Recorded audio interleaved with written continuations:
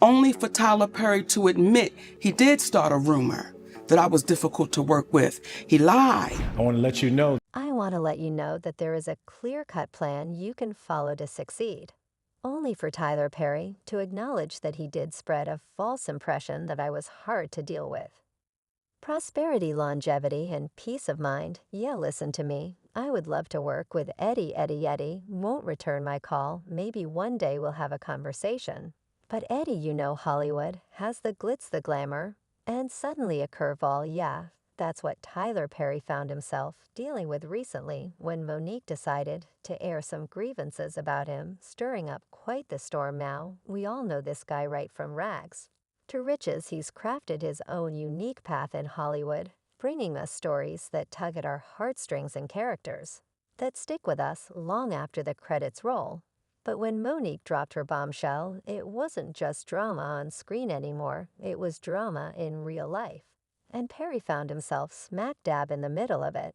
And it was disgusting stuff. So what's the deal? Well, Perry's reputation, built painstakingly over the years, suddenly felt like it was teetering on shaky ground. Monique's words hit hard, questioning not just his actions, but also of his place in the industry and the authenticity of his relationships. Now behind the fame and fortune lies a past veiled in darkness, a past that Perry, like many, would rather keep locked away yet. As is often the case, skeletons have a way of rattling their chains at the most inconvenient times. And when someone dares to shine a light on those shadows, Perry's patience reaches its absolute limit. But what really happened between these two? Well, it recently began anew with an episode of Club Shay featuring Monique.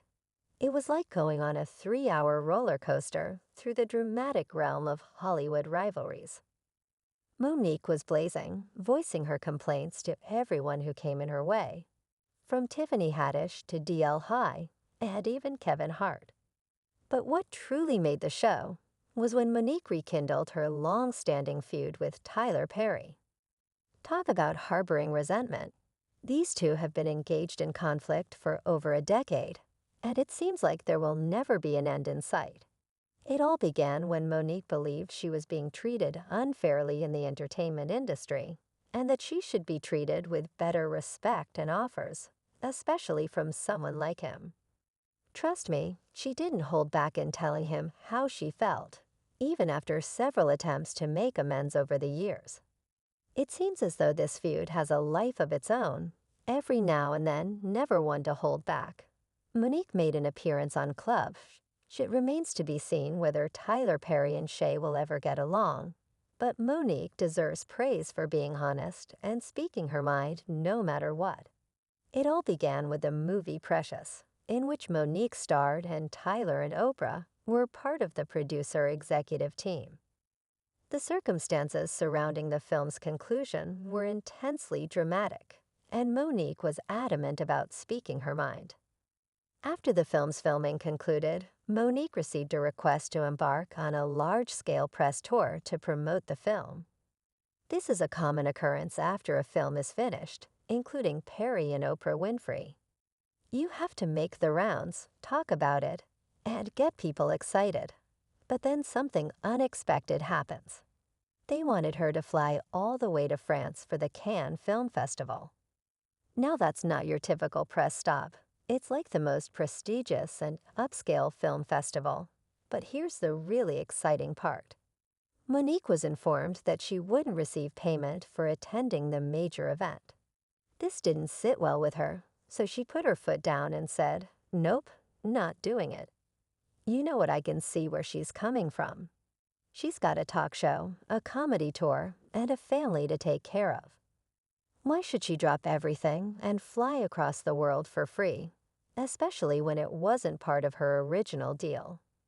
If Oprah Winfrey were watching, I would tell her to stop hiding behind what you consider to be critical remarks. In a statement to The Hollywood Reporter, she made it clear that she didn't feel forced to go above and above.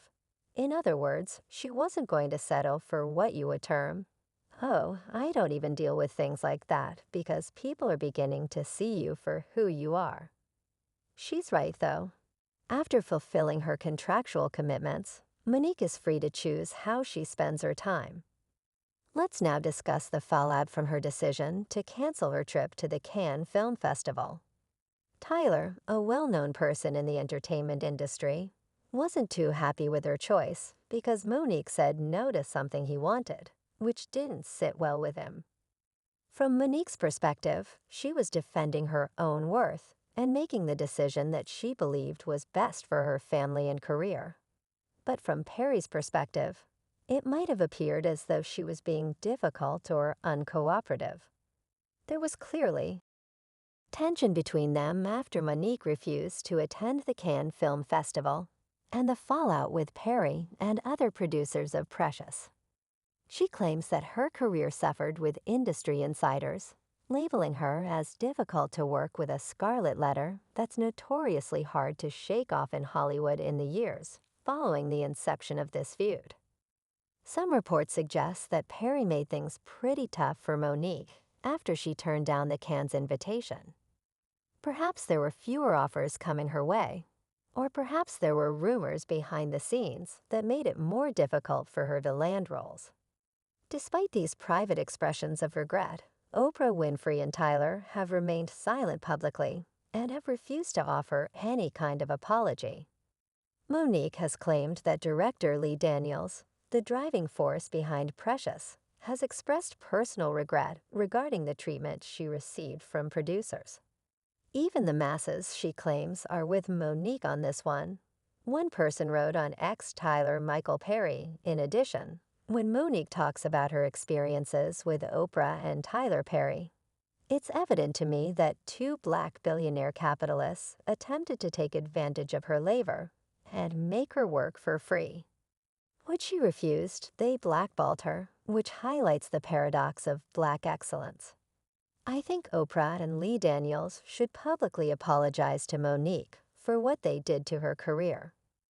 Tyler Perry's movies should also be boycotted until he makes a public apology. With an audio recording allegedly from 2022, in which the well-known director supposedly agrees to mend fences and publicly admit his wrongdoing, Monique has taken matters into her own hands. However, it seems that Perry has not yet fulfilled this promise, leaving Monique feeling deceived and disheartened during her recent appearance on Club Chez. Monique discussed her attempts to resolve the matter.